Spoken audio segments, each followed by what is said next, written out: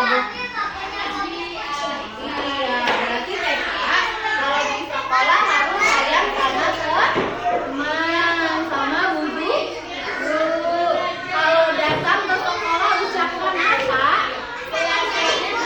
Assalamualaikum hebat. Duduk lagi ya di sini. Nih, lihat yang terakhir bersikap baik dan ramah. Coba Bu Guru mau tahu. Teteh Keira,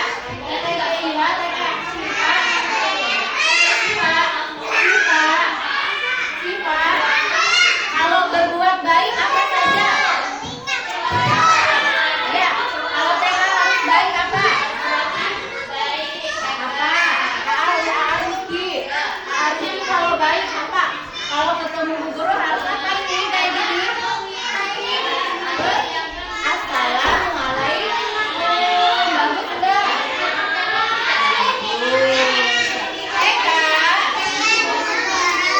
Sama. Kalau masuk kelas ucapkan apa?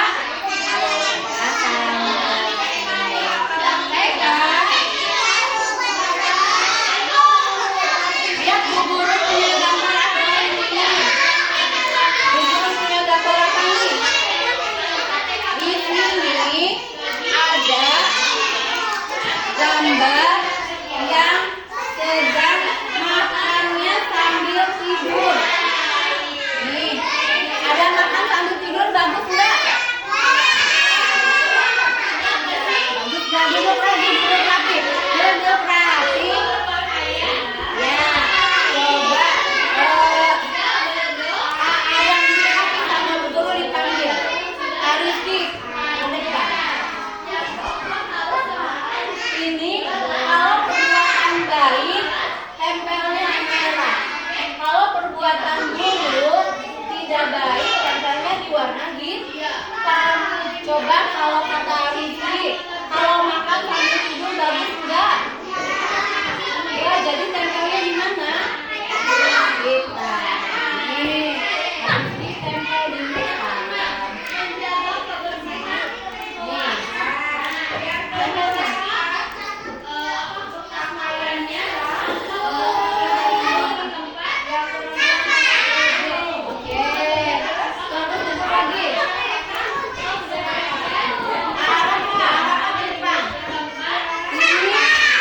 Ada nenek-nenek lagi ditolong sama arah ini.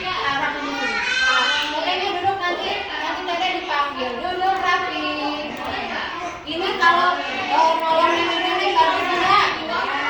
Bagus. Kalau bagus gimana kalau di hitam? Tempel A. Ya, duduk lagi yang duduk rapi dipanggil. Kalau arah kan itu sayang, duduk rapi. Kalau lagi gini bagus enggak? Kalau di kelas duduknya yang rapi soalnya. Ayo teteh, Kesia ke depan. Ini ada kucing. Kucing ditarik-tarik bagus enggak? Enggak. Ini kan. Kalau kucing ekornya ditarik-tarik gimana? Taruh sini. Duduk lagi. Ya, duduk lagi. Siapa yang belum? Oke, belum. Teteh siapa namanya? Aira sini angkat. Kalau membantu orang tua bagus enggak? Bagus sih.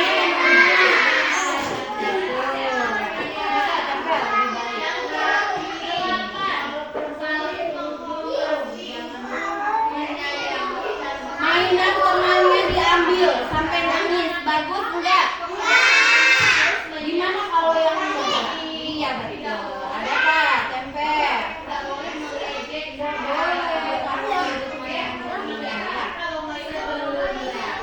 Mau sekolah, salam dulu sama orang tua, bagus enggak? Enggak. Gimana? Oke. Ya. Kalau buang sampah ke tempatnya bagus enggak? Buang sampah ke tempatnya bagus, biar katanya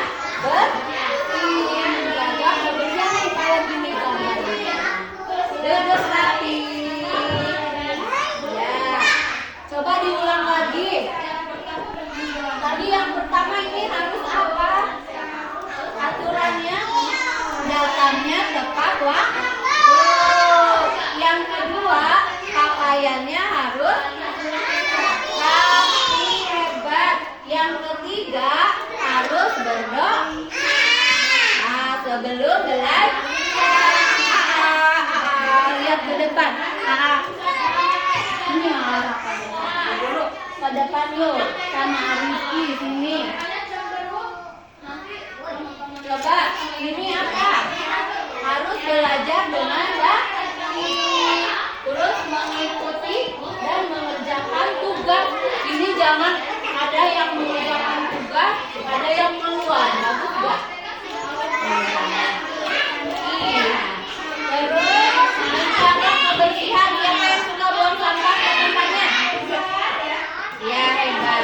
Tepuk hebat. Hebat, hebat. Hebat, hebat. Jujur dan mandiri. Makannya siapa yang sendiri? Pakai sepatunya siapa yang sama sendiri? Pakai bajunya siapa yang sama sendiri? Hebat. Lalu saling sayang sama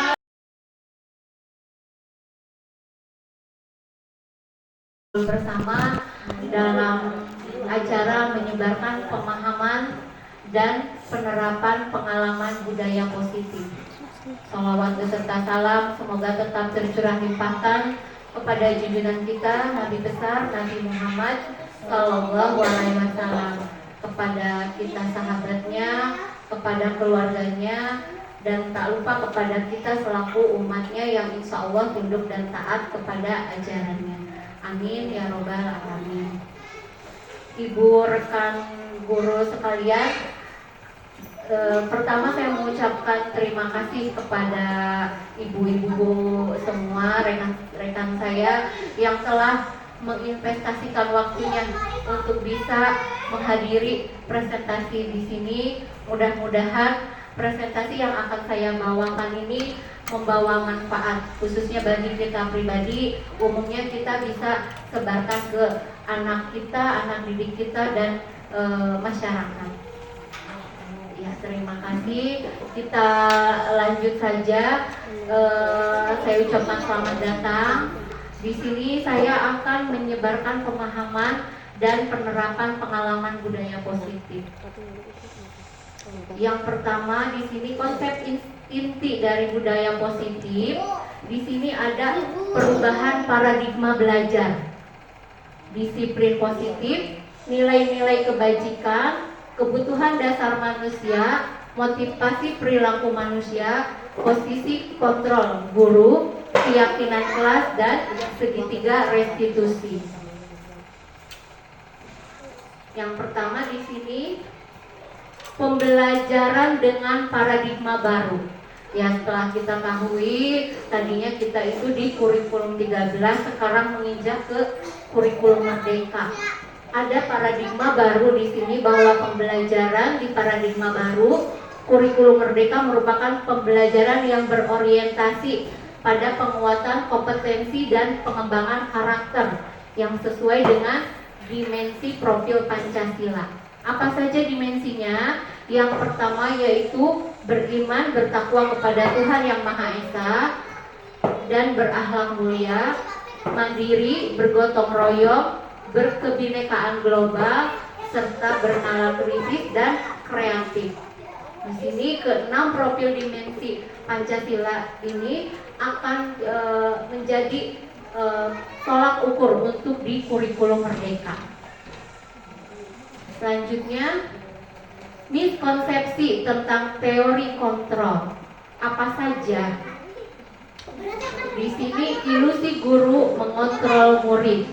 Ilusi bahwa semua penguatan positif, efektif, dan bermanfaat. Ilusi bahwa kritik dan membuat rasa bersalah mampu membentuk karakter. Ilusi bahwa orang dewasa berhak memaksa. Ya, di sini di miskonsepsi tentang teori kontrol itu bahwa guru mengontrol murid. bahwa guru itu tidak mengontrol murid ya Bu ya, tapi menuntun, bukan menuntut ya. Kalau menuntut anak harus bisa ini, harus bisa itu, tapi menuntun ya. Ilusi bahwa penguatan positif, efektif dan bermanfaat. Ilusi bahwa kritik membuat rasa bersalah itu mampu membentuk karakter. Jadi kita jangan membuat merasa anak itu bersalah ya Bu ya. Itu akan menambah down anak gitu. Harusnya kita memotivasi. Kita juga tidak bisa memaksa anak ya. Terus mengubah paradigma stimulus respon ke pendekatan teori kontrol. Di sini stimulus respon tentang dunia, teori kontrol tentang dunia. Dulu kita memakainya stimulus respon, sekarang kita menggunakan teori kontrol. Yang pertama, realistis kebutuhan kita sama. Dulu kita beranggapan bahwa kita itu sama. Ternyata di teori kontrol itu bahwa kebutuhan kita itu berbeda. Begitu juga dengan murid ya Bu ya, yang berbagai dengan keunikannya itu bahwa berbeda-beda. Dulu kita beranggapan bahwa semua orang melihat hal itu sama. Ternyata di teori kontrol itu setiap orang memiliki gambaran yang berbeda. Seperti anak, kalau misalkan melihat sesuatu hal itu mungkin dari berbagai macam, itu tidak bisa kita salahkan orang lain. Pemaksaan ada pada saat bujukan gagal. Kolaborasi dan konsensus menciptakan pilihan-pilihan baru. Jadi di sini di kurikulum Merdeka itu bahwa dengan anak itu tidak bisa misalkan membuat sate. Aku mah yang ngegebernya itu ya, aku yang bikinnya. Jadi di sini ada kolaborasi dengan anak itu menciptakan imajinasinya masing-masing. Tidak bisa dipaksa dengan kita gitu ya. Di sini model berpikir menang dan kalah. Kalau misalkan pendapat kita itu menang kalah, ada yang menang, ada yang kalah. Nah di teori kontrol itu sekarang model berpikirnya menang-menang. Jadi tidak mencari siapa yang salah, tapi jika ada permasalahan itu dicari solusinya. Selanjutnya tentang disiplin positif. Sikap disiplin adalah rasa ketaatan dan kepatuhan terhadap nilai-nilai yang dipercaya dan menjadi tanggung jawab. Dengan kata lain, disiplin adalah rasa kepatuhan terhadap aturan. Disiplin positif merupakan salah satu cara penerapan disiplin yang bertujuan untuk menumbuhkan kesadaran serta memberdayakan anak.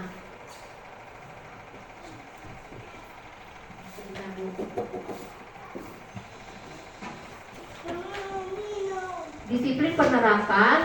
Disiplin ini anak diajarkan untuk memahami konsekuensi dari perilaku mereka. Di sini bukan hukuman, tapi konsekuensi namanya ya.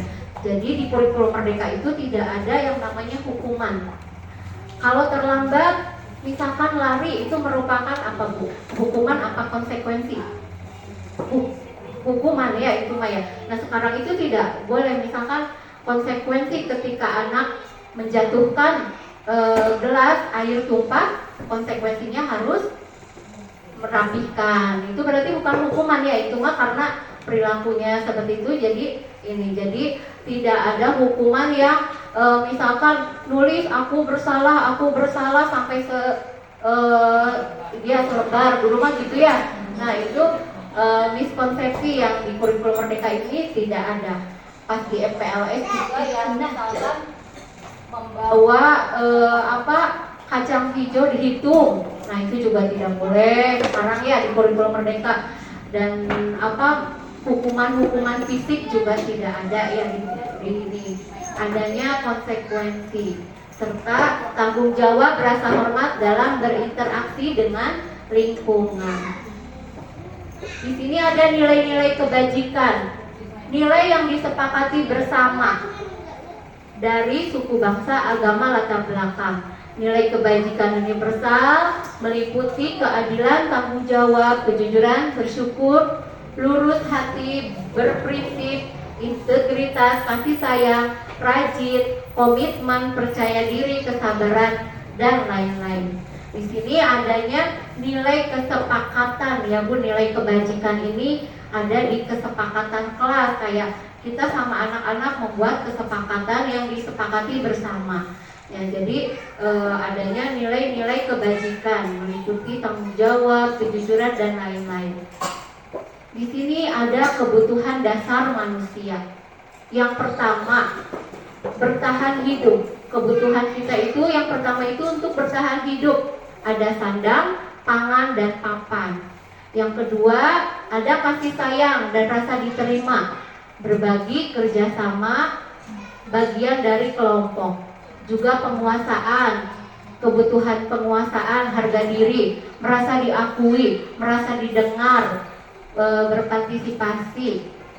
Terus kebebasan, anak juga memerlukan kebebasan, mandiri, mencoba hal-hal baru, dan kesenangan, bermain, humor.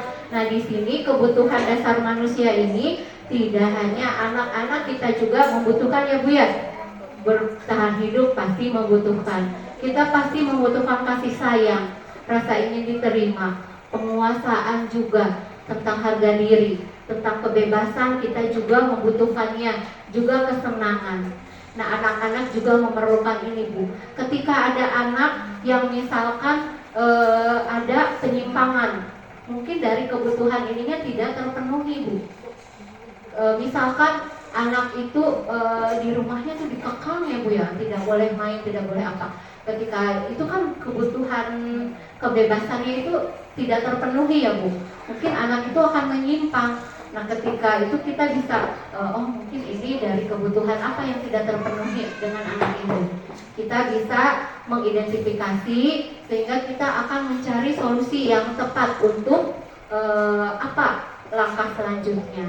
Di sini kebutuhan dasar manusia merupakan unsur yang dibutuhkan oleh manusia dalam mempertahankan kesenangan fisiologis maupun psikologis yang bertujuan untuk mempertahankan kehidupan dan kesehatan. Motivasi perilaku manusia. Ada dua motivasi. Yang pertama motivasi ekstrinsik untuk menghindari ketidaknyamanan hukuman, untuk mendapat imbalan, penghargaan dari orang lain. Ini motivasi yang dari luar ya. Misalkan anak-anak itu selalu dikasih imbalan sama kita. Oh, berarti nurut itu hanya untuk mendapatkan hadiah gitu ya. Ternyata di sini ada juga motivasi intrinsik untuk menjadi orang yang mereka izinkan dan menghargai diri sendiri. Ketika motivasinya tumbuh dari sendiri, maka akan merasa oh saya emang harus seperti ini kan. Itu munculnya dari motivasi intrinsik. Di sini ada hukuman, konsekuensi, dan restitusi. Tadi hukuman itu berupa apa? Tidak terencana, tiba-tiba. Murid tidak tahu apa yang akan terjadi, tidak dilibatkan, bersifat satu arah, berupa hukuman fisik atau psikis, seperti yang kesiangan jangan bebek datangnya gitu ya, itu berarti berupa hukuman. Kalau konsekuensi di sini terencana, disepakati, murid tetap dibuat tidak nyaman. Sikap guru selalu memonitor murid. Restitusi, proses menciptakan kondisi dari murid untuk memperbaiki kesalahan, proses kolaborasi yang mengajarkan murid untuk mencari solusi sendiri. Ya, di sini yang paling tepat itu restitusi ya Bu. Ini restitusi ini menciptakan murid untuk memperbaiki kesalahannya. Jadi ketika anak ada yang bersalah itu kita stabilkan dulu emosinya. Bu guru juga pernah berbuat salah, jadi mereka itu tidak merasa disalahkan. Tapi Bu Guru ininya gini, nantinya gini, misalkan datangnya terlambat. Kenapa datangnya terlambat? Tidurnya kemalaman Bu Guru, misalkan. Iya, Bu Guru juga suka tidur malam. Jadi anak tuh merasa nyaman cerita dengan kita, distabilkan dulu. Tahu enggak kesepakatan di kelas kita apa? Nah itu berarti anak itu mencari solusi sendiri nanti dengan kita ngobrol, itu namanya restitusi. Jadi tidak merasa dihukum, tidak ada konsekuensi, tapi ada restitusi. Adanya kita perbaikan yang muncul dari anak itu sendiri. Iya Bu Guru, di kelas itu kan keyakinannya datang hadir tepat waktu. Terus kira-kira gimana nanti kalau besok-besok aku mau pasang alarm biar gak kesiangan, aku pengen minta mama bangunin. Nah itu berarti anak sendiri yang menjawab, dan itu munculnya dari solusi sendiri ya. Di sini ada 5 posisi kontrol guru. Yang pertama, ada yang sebagai penghukum. Ada guru yang senangnya menghukum. Ada yang guru yang pembuat rasa bersalah. Ada yang suka menyalahkan anak aja ya guru tuh. Atuh da ieu nanti kieu, gana jangan kieu. Nah, itu ada yang kayak gitu. Ada yang posisinya sebagai teman. Ya, ada yang hey Mas Bro gitu ya. Ke murid tuh ya, kayak ke teman. Ada juga sebagai pemantau. Tunjuk-tunjuk ningali itu pemantau. Yang paling bagus itu guru itu bersikap sebagai manajer. Jadi dia bisa memberi keteladanan, memberi contoh untuk anak didiknya, sehingga anak didiknya itu merasa nyaman. Posisi guru ini sebagai manajer. Keyakinan kelas. Mengapa keyakinan kelas? Mengapa bukan peraturan kelas? Nah, sekarang itu diganti ya, bukan tata tertib, tapi keyakinan kelas. Kenapa?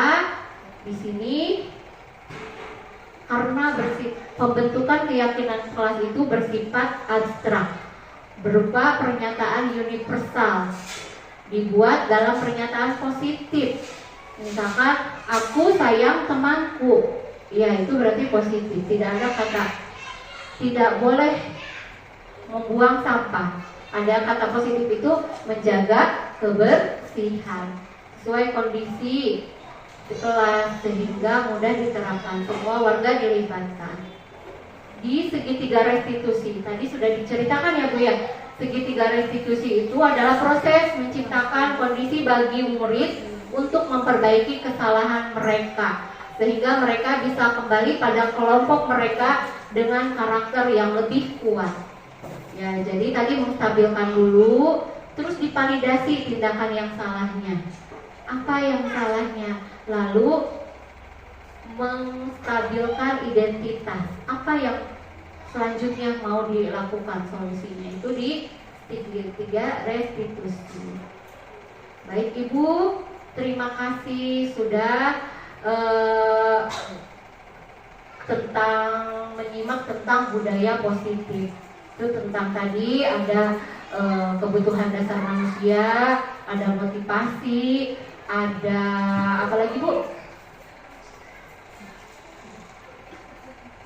5 posisi kontrol guru dan pembentukan keyakinan kelas. Terus yang terakhir itu tentang segitiga restitusi.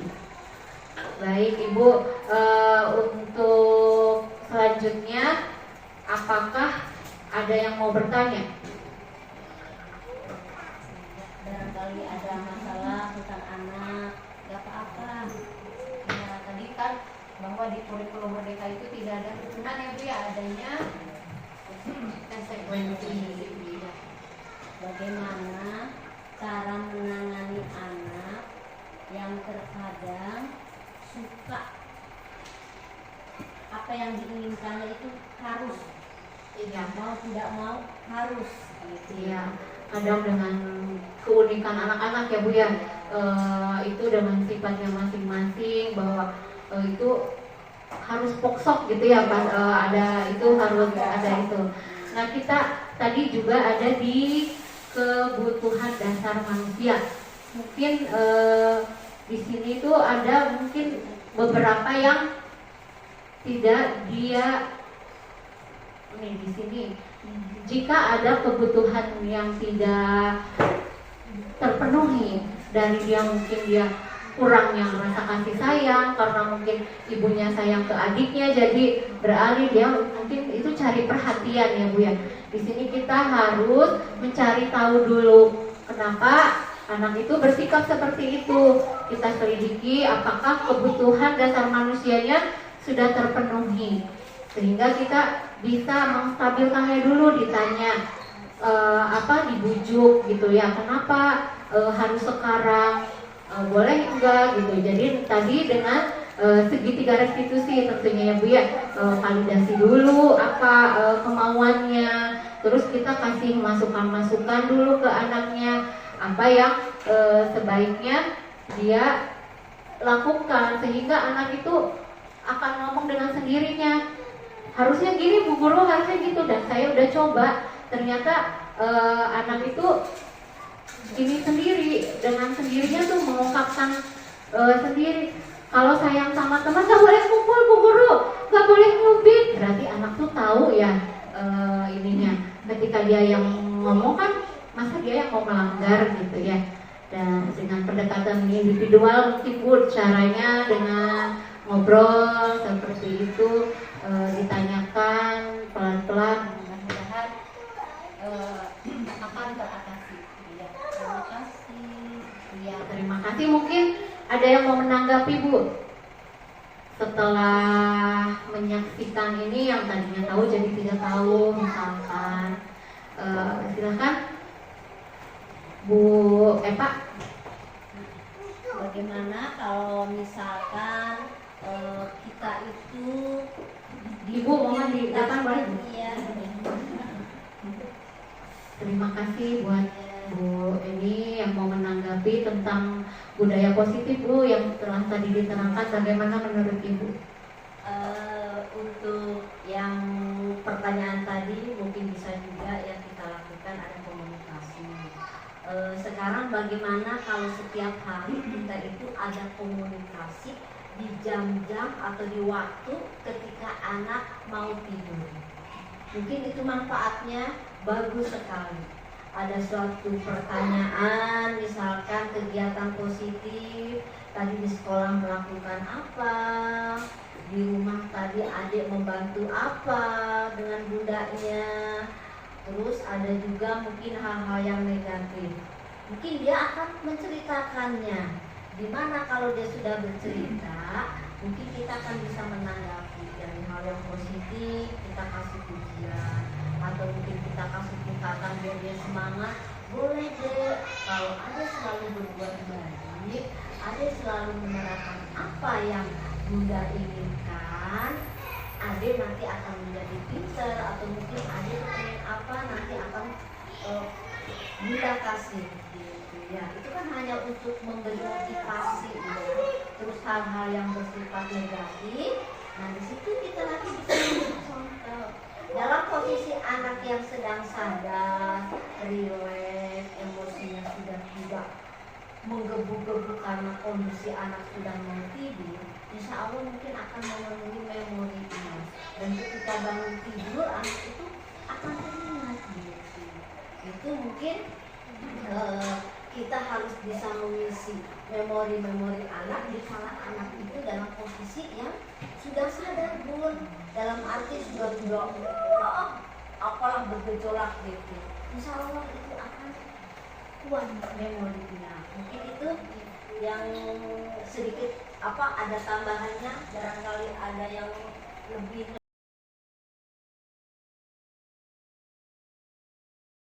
poin-poin buat Bunda. Iya, baik, terima kasih Ibu Kepala Sekolah. Plus beri buat Ibu Kepala. Ya, tadi ada tambahan yang masukan bahwa di sini berarti harus adanya kolaborasi komunikasi ya Bu ya, untuk menciptakan anak yang baik itu tidak hanya tanggung jawab guru semata, melainkan ada orang tua juga di rumah yang memberikan stimulus-stimulus kepada anaknya tentang hal-hal yang positif tentunya. Mungkin seperti itu ya Bu. Ya, terima kasih. Mungkin ada lagi Bu. Bu Nunui mau memberikan tanggapannya, silahkan.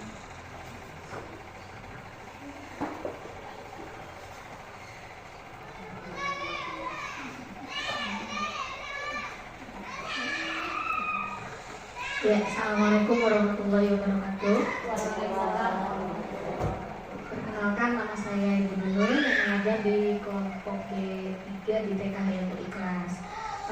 Setelah tadi saya mendengar paparan dari Bu Irma tentang budaya positif ya, Bu Irma, ya alhamdulillah sedikit banyak saya bisa dapat ilmu dari Bu Irma yang tadi paparkan. Mungkin saya akan laksanakan di TK kami juga, bagus buat teman-teman semuanya supaya kita latih ya budaya positifnya, ditambah lagi ilmu-ilmunya lagi, dan akhir kata terima kasih banyak, semuanya bagus dari Bunda Irma yang mengikuti guru penggerak ini ya Bun. Semoga Bu Irma juga menjadi tambah bagus lagi, semangat lagi dalam setelah menjadi seorang guru penggerak. Semangat ya Bu Irma. Mungkin hanya itu. Terima kasih. Assalamualaikum warahmatullahi wabarakatuh. Terima kasih Bu Nunui, tanggapannya luar biasa, menambah motivasi bagi saya tentunya. Tepuk tangan meriah buat Bu Nunui. Buat kita semua juga ya, alhamdulillah telah mengikuti paparan dan menyimaknya dengan baik. Mungkin sudah cukup apa? Terima kasih atas perhatiannya. Mohon maaf atas segala kekurangannya. Kesempurnaan hanya milik Allah. Kesalahan datangnya dari saya pribadi. Ditutup. Billahi taufiq wal hidayah. Wassalamualaikum warahmatullahi wabarakatuh.